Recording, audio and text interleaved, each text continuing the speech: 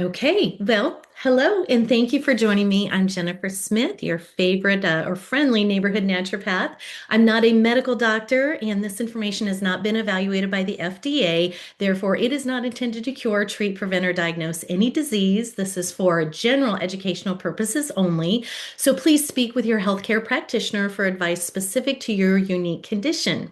So, to help you breathe easy tonight by introducing some things to help optimize respiratory function. So whether you're dreading seasonal allergies that are around the corner or a more chronic condition. So as usual, we've got 30 minutes of content followed by 9 minutes of Q&A that I'll read from the chat, and then that way we'll wrap up in 39 minutes. So here we go. Obviously, breathing is vitally important, and the average person takes in or takes over 20,000 breaths per day. And each breath contributes to our survival, but if that air is toxic, then it can also do the opposite. And as a matter of fact, respiratory diseases rank in the top 10 health problems in America. And if you think about it, you've probably heard of like the rule of survival, they call it, or they call it the rule of three for survival, I guess.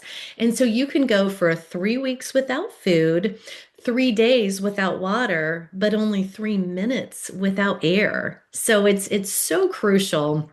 And I do have to be careful what I say, so that nothing can be perceived as being medical advice. So I have to worry that I'm not like curing, treating, preventing. In other words, I can't use specific disease names like asthma or COPD, but instead I'll just kind of explain the mechanism behind breathing before we get into things that harm our respiratory function, and then things that then can promote respiratory function. So you may have to read between the lines or breathe between the lines, I almost said, on some of this. But, most of us don't really pay attention to it, but breathing is really, I think, a miraculous process. So we inhale through our nose or mouth, preferably the nose, which I'll get into that more, but we expand our chest muscles, and at the same time, our diaphragm moves down to allow our lungs to fill up with air.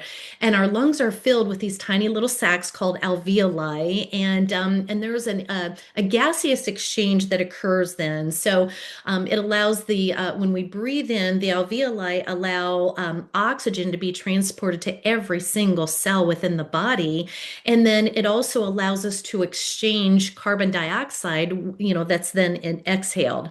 So, by the way, our lungs contain several 100 million alveoli that are involved in the capillaries network of, that gaseous exchange network. So it's really a pretty remarkable process.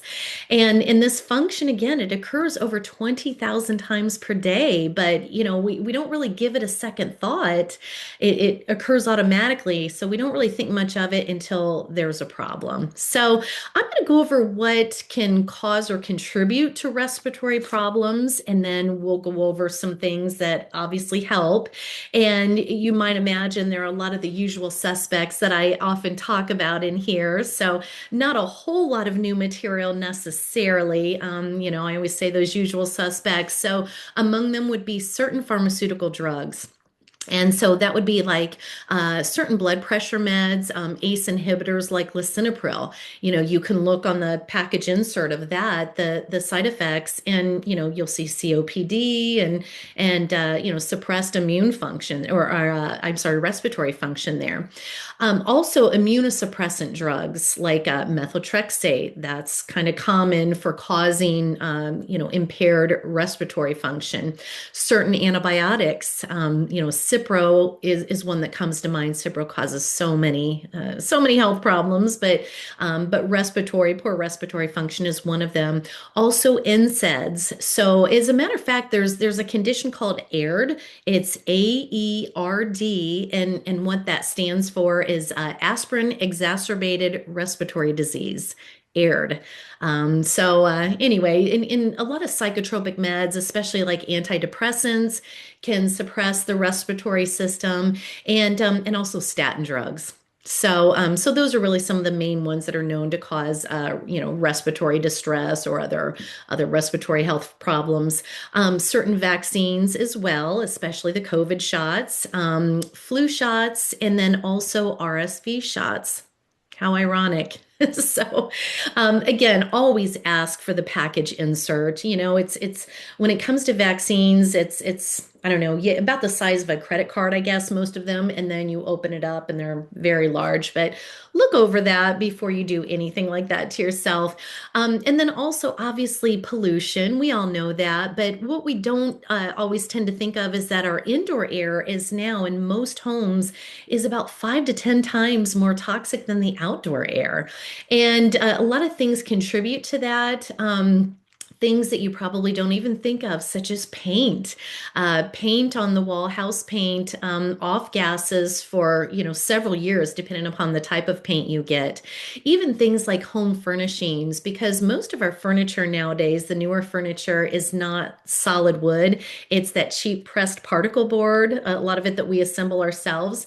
And because it's not solid wood, they treat it with formaldehyde and all kinds of chemicals that continue to off gas for several years that we're breathing in those volatile organic compounds. So if you're unable to get like solid wood furniture, and you're getting, I don't know, maybe you're looking for a bookcase or something, and it's that pressed particle board, at least buy it used. And that way it's already off gassed and into someone else's home, unfortunately. But also things like mold, fungus, lots of homes, you've probably heard horror stories of people that go to tear out a wall, remodel their bathroom or whatever, and they find that it's lined with black mold.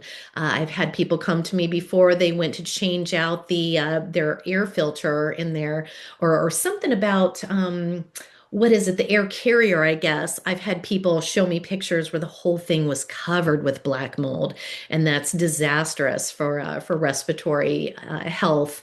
Let's see what else. Mold, fungus, paint. I think I covered all those. Even fabrics. A lot of the chemicals that are sprayed on drapery material and things like that. It's good if you can get things that are washable, machine washable, and then wash them first before hanging. And a lot of our clothing and home furnishing, drapery, things like that are now made in other countries. They're made overseas, and they may be on a shipping container for extended periods of time. And so, because of that, a lot of times they'll spray those fabrics and other things with rodenticides because they're, rats on those shipping containers. And so then that comes into your home and off gases. So just some things to consider. Also, synthetic scents, and they're in everything. A lot of home cleaning supplies, if opt for natural ones, and a lot of personal care products. I mean, I can't even believe I'm still alive after all the Aquanet we used in the 80s for our big hair. So um, there's so many natural versions now, fortunately, of all those things. But all these things I'm talking about can have a cumulative effect. And let's see, certain surgical procedures can contribute to poor lung function, such as having tonsils removed, adenoids, because your tonsils are kind of like the gateway to the immune system. And so in the past, when I was a kid, a lot of times what they would do if your tonsils were swollen, instead of stopping to think why, they just ripped them out. So a lot of time, I mean, we all know all the problems that can lead to. Also, certain like thoracic surgery, upper abdominal surgery, head, neck, throat, like neurosurgery. And sometimes you can't help it. Obviously, some of these are vitally needed, but I'm just saying. And then also general anesthesia, especially if someone has had multiple surgeries and been under general anesthesia multiple times, they can then have suppressed respiratory function after that, unfortunately. Sleep apnea is another condition. That's something not to be messed with. A lot of people have sleep apnea now for multiple reasons, ranging from, obesity to even sometimes just the general aging process, because because as we age, our bodies tend to produce less and less collagen. And then, our necks and, our chin, our jaw, or, that all kind of becomes one. And so we're not, it kind of restricts our airways and our jaws tend to recede back. So, getting sleep apnea under control, that can, certainly help. That's probably a whole other session in this, but I'll keep on rolling. Chronic stress, anxiety, even grief can contribute to poor lung function. You've probably noticed a time in your life where you were maybe under, severe acute stress, and do you ever realize, oh my gosh, I've been holding my breath? So we do tend to do that when we're under severe stress or anxiety, even grief. I've had people come to me before in the past, and they had some kind of a respiratory condition they just could not get over. Several people came to me with pneumonia, and they had tried everything, both natural and allopathic, and they just couldn't get past the pneumonia symptoms. And finally, I'm always trying to connect the dots and do the detective work. And finally, I asked, have you lost anyone dear to you? Have you endured any grief lately? And the tears just roll.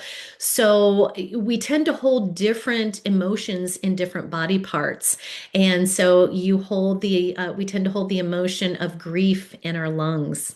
So something to think about there. I know when I lost a very close loved one years ago, I came down with the absolute worst respiratory condition. I couldn't even speak two sentences without having a coughing fit, and it lasted for 2 months. And I'm convinced that was why. That was certainly the trigger. But anyway, glyphosate, I know I talk about that a lot. Public enemy number one. Glyphosate is the active ingredient in Roundup and in many other herbicides now. So a lot of times people who live in farm country, unless it's organic farm country, but they will suffer from a lot of like asthma and different respiratory conditions because of that. And then just inflammatory foods, particularly dairy, sugar, and grains.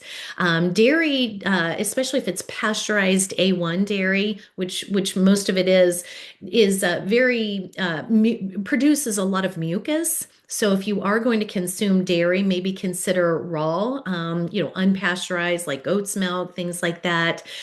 Sugar and grains for more natural sweeteners and grains. I know I talk about that a lot, maybe opting for like fermented grains such as sourdough or sprouted, that sort of thing. It will cause less inflammation and help you breathe easier. So, in fact, your lungs are one of the five main detox pathways in the body. So, super important. We inhale and, exhale toxins, and most of us don't even inhale or exhale properly. And, I often tell people you can just do so much with the body just with proper breathing, inhaling through the nose, not the mouth, holding it for a bit and exhaling fully, almost like you're trying to exhale through a straw, because that alveoli and the our bronchial, we've got like little kind of like little hairs in our lungs, and it's thicker down in the lower part. And a lot of times we don't ever exhale fully, which you should do at least every so often. And because we tend to get trapped air down there, and like toxins and ammonia can form. So you want to exhale fully every so often. So again, that's one of your main detox pathways. And there's really not a real right or wrong way to do it. Even inhaling through the nose deeply, maybe for a count of four, holding it for a count of six, exhaling fully for a count of eight. So 4, 6, 8 is just kind of an easy thing to remember, and that can help detox the lungs and really other parts of the body for that matter. So in addition to practicing some healthy deep breathing, um, Well, and by the way, I talked about breathing through the nose. It's so much healthier than breathing through the mouth because when you breathe through the nose, you've got, hairs in your nose, and then you've got the nasal concha, which is about the size of a fist. It's like in your kind of up near your brain, in your skull. And what all that does by breathing in through the nose, it enters the nasal concha, that first of all, it filters the air that you're breathing in somewhat. It also pressurizes it properly and, humidifies it properly. So the air that you breathe in through your nose is always going to be superior to the air that you breathe in through your mouth. So even when exercising, try to make it a point if you can to breathe in through the nose as much as possible. And then just cleaning up your indoor air because it is nowadays much more toxic than the outdoor air. And I know there are a lot of good air purifiers on the market. And I'm always also a big fan of houseplants. I think, I look at them as God's natural air purifiers. And you really can't go wrong, although certain houseplants have specific benefits over others. And I just jotted down a few here that like came to mind off the top of my head. So for example, this is kind of gross, but English ivy helps detox fecal matter from the air.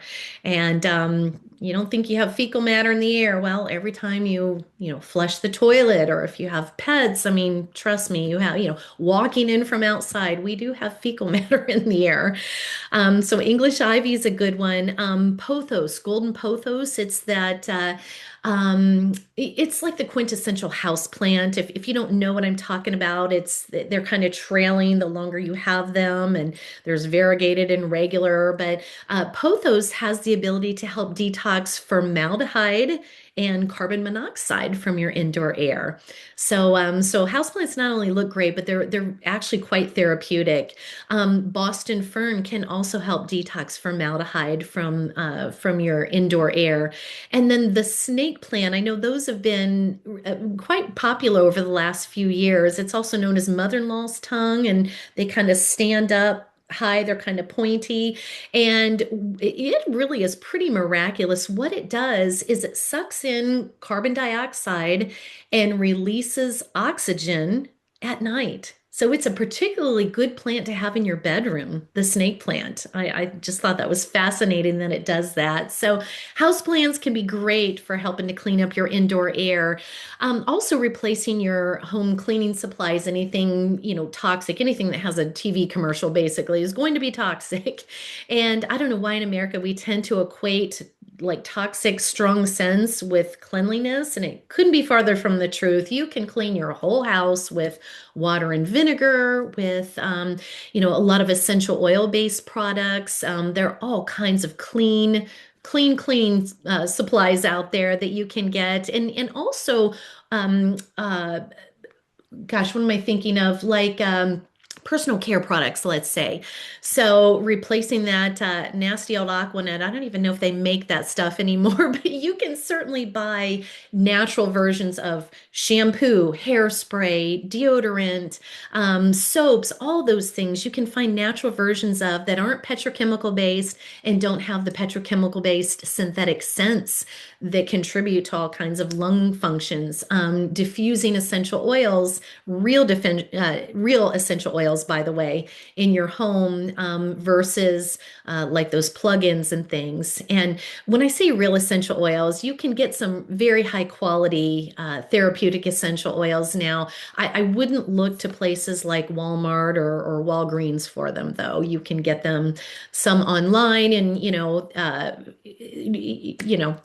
they're much easier to find nowadays, like therapeutic, legit essential oils. And then also just reducing inflammatory foods, like I mentioned earlier, dairy, sugar, and grains, and opt for like I mentioned, more raw dairy if you are consuming dairy, or fermented grains, like sourdough bread would be an example. Natural sweeteners instead, like honey or molasses, things like that.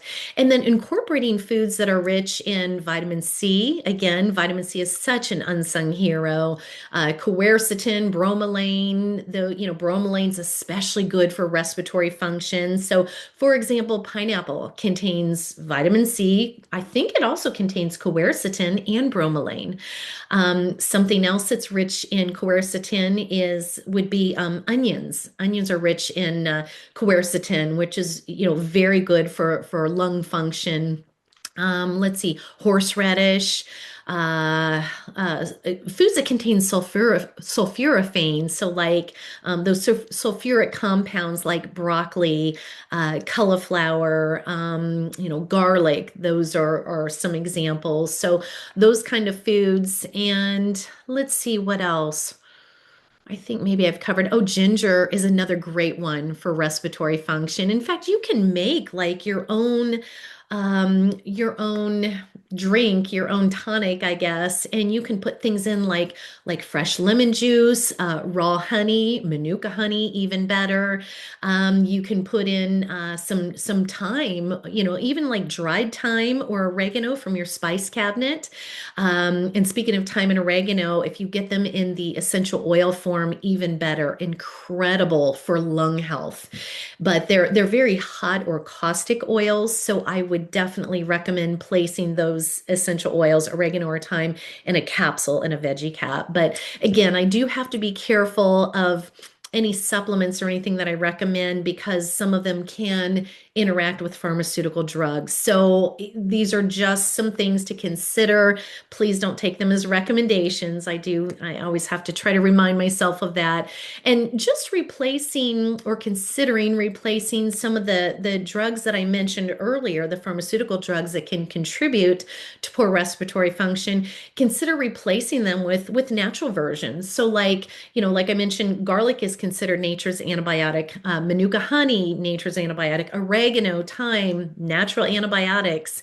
Let's see. What else? Oh, I mentioned NSAIDs. So some of you may be familiar with the LifeWave patches for pain as opposed to non-steroidal anti-inflammatory drugs. If you're in an acute situation with breathing, you can do things like nebulizing colloidal silver or povidone iodine.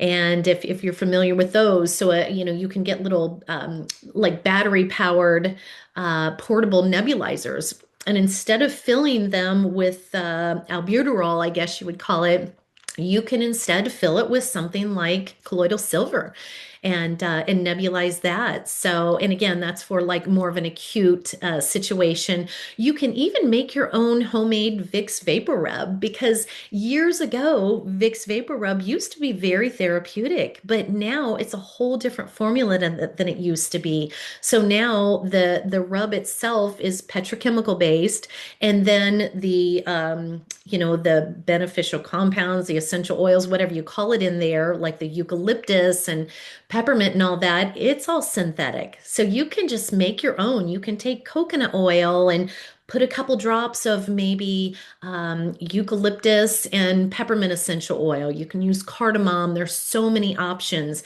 And then just mix that together and apply it to your chest. So again, these are for more acute conditions. On the subject of essential oils, you can even take a trio of three, which would be lemon, which is very cleansing and detoxing. I think I mentioned fresh lemon juice earlier. But lemon essential oil as well is cleansing, helps to flush mucus out and take the toxins with it, the irritants. Lavender, which is a natural antihistamine, and peppermint, which is a vasodilator, kind of opens up airways. So you can put those essential oils as long as they're therapeutic, high quality. You can place drops of those in an empty veggie cap. You can diffuse them aromatically, or you can apply them topically, kind of make your own rub. So many options there. Also, just oxygen the body with exercise, which it may seem counterintuitive if you're having trouble breathing, but you don't have to start by doing HIIT training or CrossFit or anything. Just start by walking. Just bodily movement that is going to oxygenate the body, and just taking a few steps in that direction and increasing it more and more each day. It can work wonders for the respiratory system and just to oxygenate the entire body. Let's see. I mentioned vitamin C, also vitamin D. I know I talk about that a lot, and I always say don't take it if you can make it. So, stepping out into the sun, getting sunshine is going to be far superior than taking a vitamin D supplement. But sometimes, we can't get vitamin D from the sun, so we have to do that. But you've got more vitamin D receptors in your lungs than any other part of the body. So vitamin D is crucial for respiratory health. Very, very important. Let's see what else. Oh, NAC, N-acetylcysteine, if you're familiar with that, that's something that even hospitals used to use. I don't think they do anymore. They use like steroids and things now, but N-acetylcysteine or NAC, that's an amino acid. And it's actually the precursor to glutathione, which our bodies make, and that can help to kind of repair like injured lung tissue and help you breathe better. So if a person has had just an ongoing cough, whether they've had pneumonia, just something like that, pleurisy, that sort of thing, then N-acetylcysteine has been proven. There are all kinds of studies that that is very beneficial. And again, the mechanism is that N-acetylcysteine is the precursor to glutathione, so it helps our bodies to produce higher levels of glutathione. Let's see what else. And there are some herbs. Again, I have to be careful of my recommendations, but just, as an herbalist, I have to mention some things you may want to consider. But like a classic herb that's known for respiratory health is mullein. It looks like mullein, it's pronounced mullein. Osha root is another. That's like an ancient, like a Native American Indian remedy is osha root, lobelia. Lobelia is pretty powerful, very powerful, in fact, plantain, and then ginger. So those are just some classic herbs that are known for helping with respiratory health. And with herbs, you can get them in multiple different forms. You can get like the loose leaf to make teas and things. You can get like tinctures or extracts, capsules, and then other forms. If you use essential oils, a lot of times that's basically the herb in its most highly concentrated form. So, okay, what else here? Oh, another thing, I know I talk about this a lot, but just managing hydration, sleep, and stress. And when we don't get enough sleep, that directly impacts our breathing as well. It causes depression, just so many things. And then, of course, hydration. Every single cell in our body, every organ, including our lungs, needs hydration. So staying properly hydrated, and then just keeping stress under control, managing stress. So, and then also nasal breathing or nose breathing. I mentioned that earlier. It's so very important. It's so much more beneficial to breathe in through your nose versus through your mouth. And as I mentioned, we breathe that in through our nostrils with the hairs, and then it goes into the nasal concha that helps to filter the air, properly pressurize it, and also properly humidify it before it goes down into the lungs and then into every cell in our body converts into oxygen and all of that gaseous exchange that occurs. So breathing through the nose is so important. A lot of people, you may have heard of people taping their mouths. Mouth tape over the last few years has become more popular. And there is a lot of science behind that. And you may be only able to do it for maybe 30 minutes here and there at first. And I promise you're not, if you do it at night, you're not going to choke and die. I promise. But people report that their whole structure of all of this can actually changes. In fact, there have been studies on it, and it was even proven that if you can breathe through the nose versus the mouth, and whatever form that takes on, whether that's taping your mouth or another strategy, it can actually over time properly change the structure of your mouth and throat and all that, so that you can help alleviate respiratory problems. And then, another thing that I think is an honorable mention mention, a big one actually, is getting negative ions. And my two favorite ways would be like forest bathing. It's called Shirin-yoku. You may have heard of that. That's kind of become popular over the last few years, but it's actually pretty ancient. It's Japanese forest bathing, and it really all it means is you're walking out into nature, preferably into the woods, into a forest, and I'm out of time to be able to explain everything that happens, but especially being surrounded by pine trees, evergreen trees, it's so beneficial. Those negative ions are incredible for a respiratory system. And then my other favorite form of getting negative ions is the beach.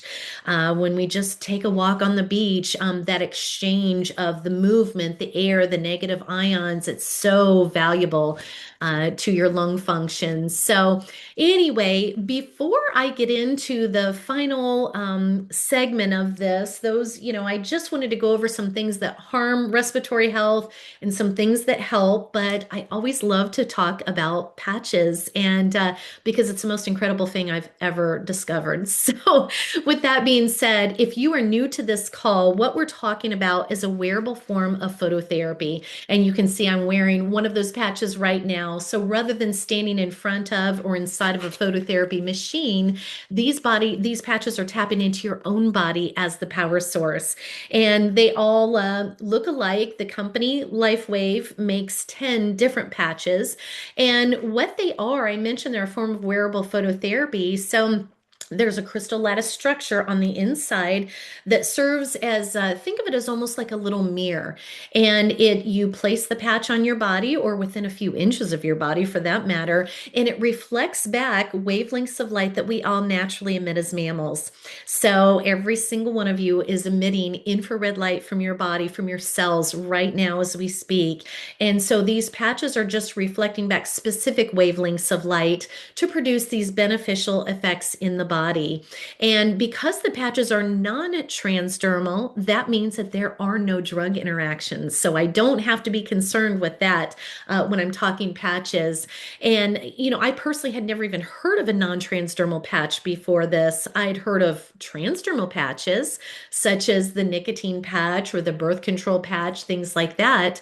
But I never heard of a non-transdermal patch. So therefore, nothing foreign enters the body. They're merely reflective. They're reflecting back light. And so let's say you simply wear them for 12 hours a day. So very easy. In other words, your 12-hour window might be 7 to 7. Another person's 12-hour window might be 10 to 10. So it's whatever works with your schedule.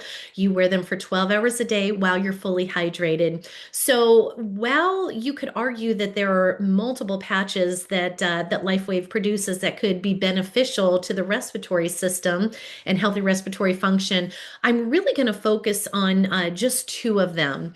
So first off, I'm going to talk about the energy enhancer patches. This was the very first patch that David Schmidt, our inventor, invented approximately 25 years ago for the Navy SEALs. It was for a project that they were working on, a top secret nuclear submarine project.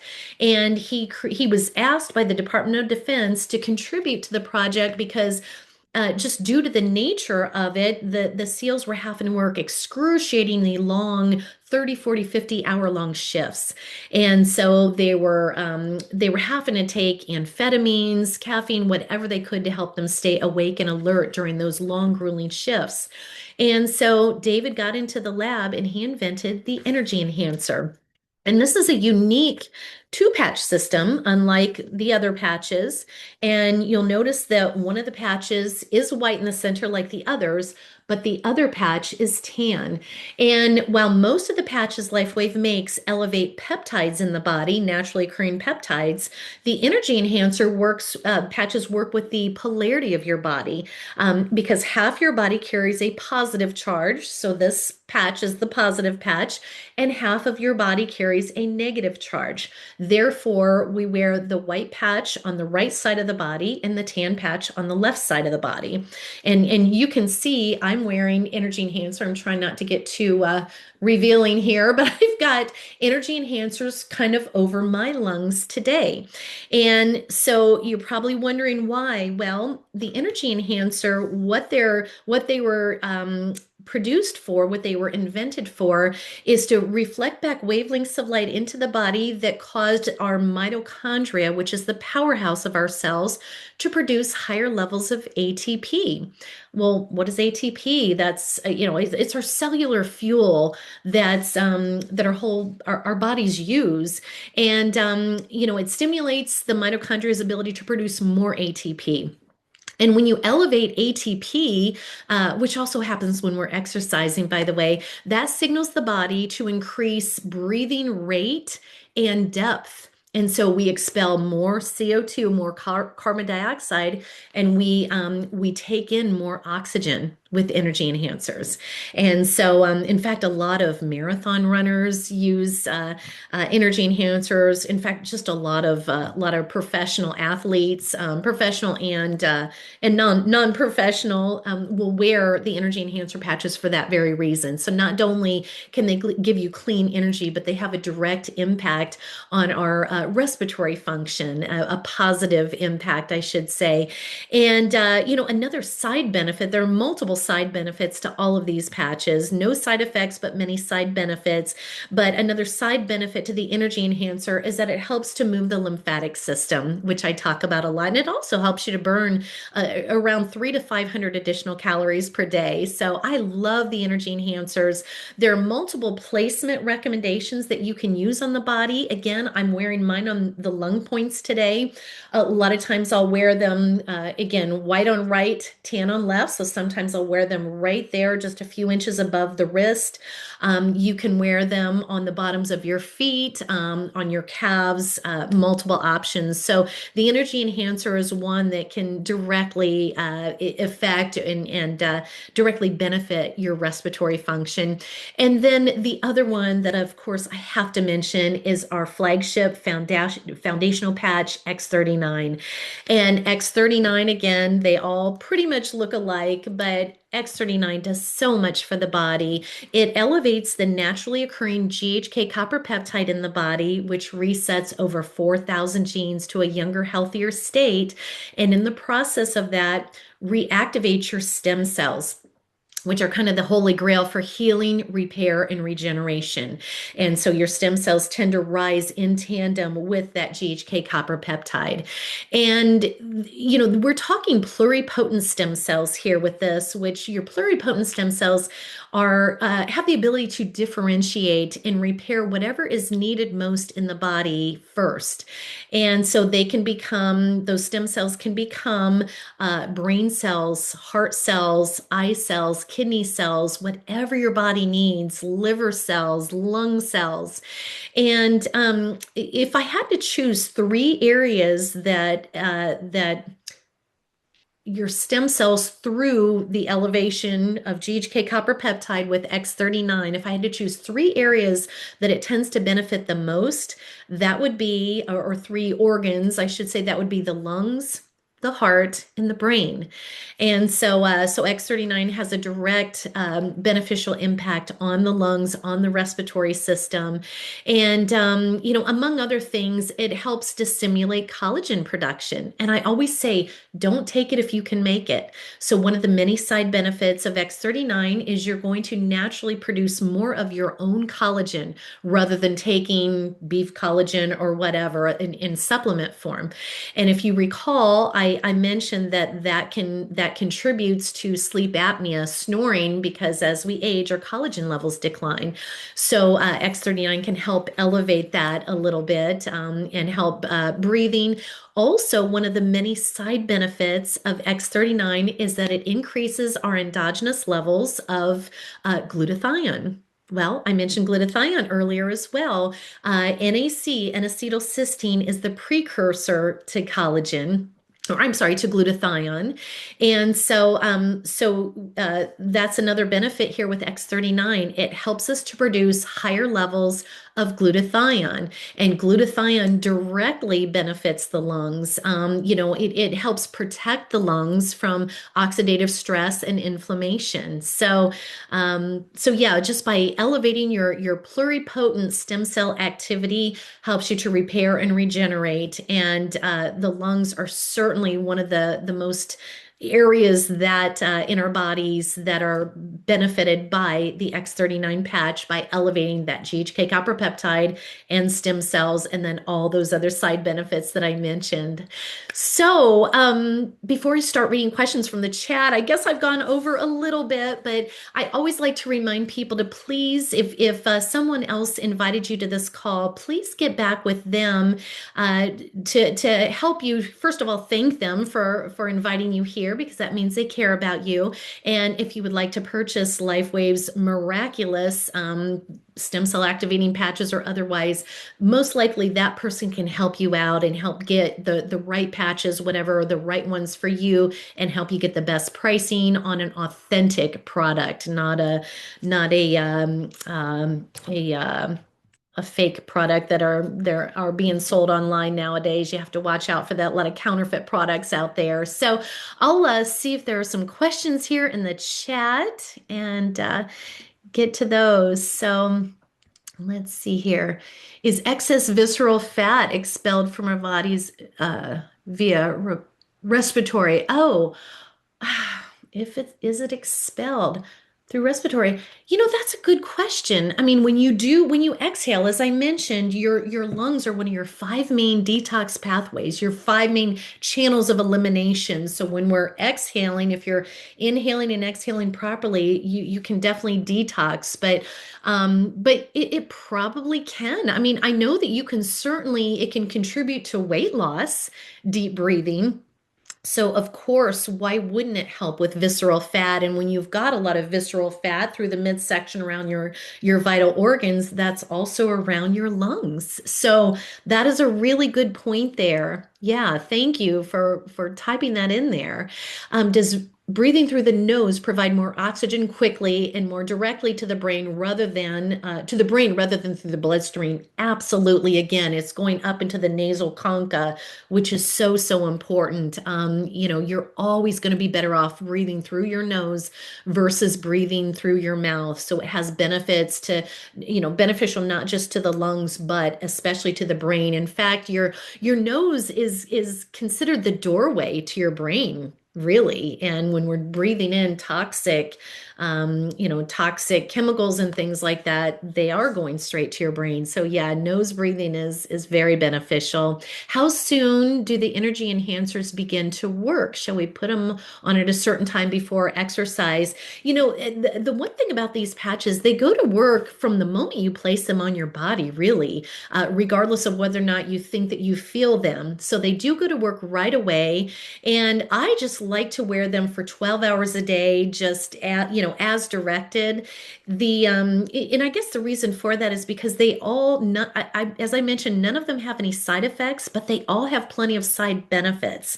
So as I mentioned with the energy enhancer, one of the many side benefits is that it helps move the lymphatic system. It helps you burn an extra 300 to 500 calories per day.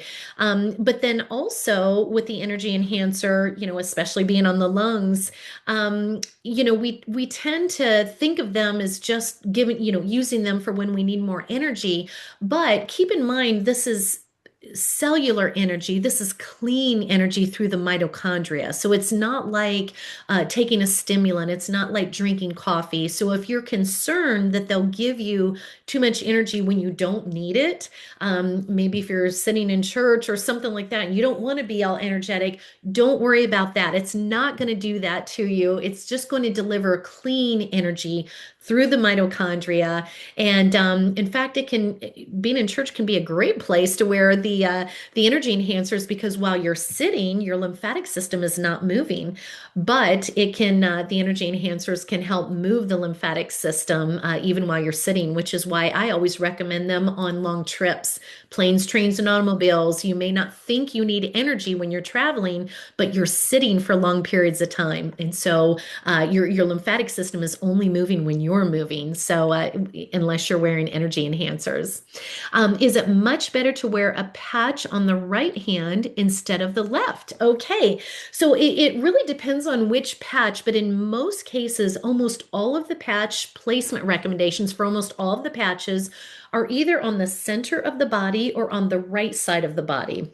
And so, in the case of X39, for example, it would definitely be better to wear this patch either on the right hand. You could certainly wear it there, or somewhere in the center of the body, such as I'm wearing my X39 patch on my C7 today, my cervical 7 vertebrae. Some people wear it a couple of finger widths below the belly button. So again, center or right. Now, with that being said, there can be some strategic reasons why you may want to place that patch on the left side of your body. For example, let's say that that's the only patch you've got and you have a lot of pain on your left shoulder, for example, and that's the only patch you've got, and you don't want to take an NSAID or an opioid or anything like that. You might consider placing the X39 patch on your left shoulder. But for day-to-day use, the patches do work systemically throughout the whole body, although it can be a little more intense on the exact area where you place it.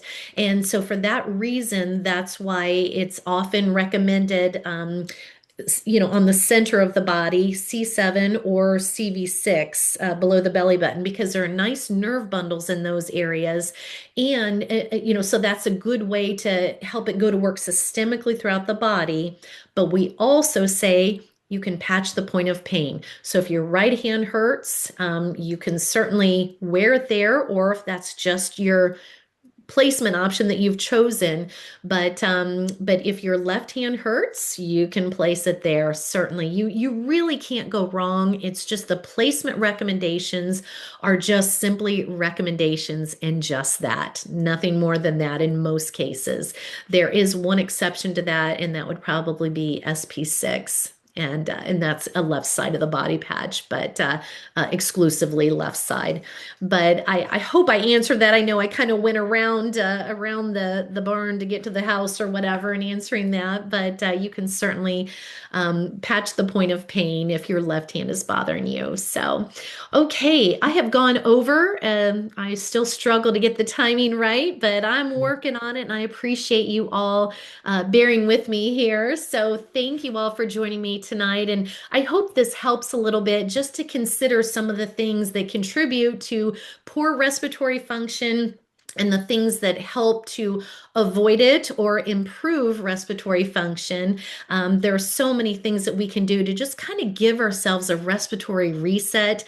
And I think now more than ever, it's so important because we do live in such a toxic world, whether it's inside the home or outside the home. There are just so many toxins that we're exposed to, medications, home furnishings, things like that. And a lot of times the conventional way might provide you relief in the short term, which it's so important. I mean, if you can't breathe, you've got to do something, but in the long run, they're going to cause more problems. So hopefully you found this helpful. And I thank you again so much for joining me. We'll be back here next Wednesday Wellness, live at 5 Eastern, and I will post the replay online as well. So thanks again, and we'll see you next time. Take care, everyone. Bye.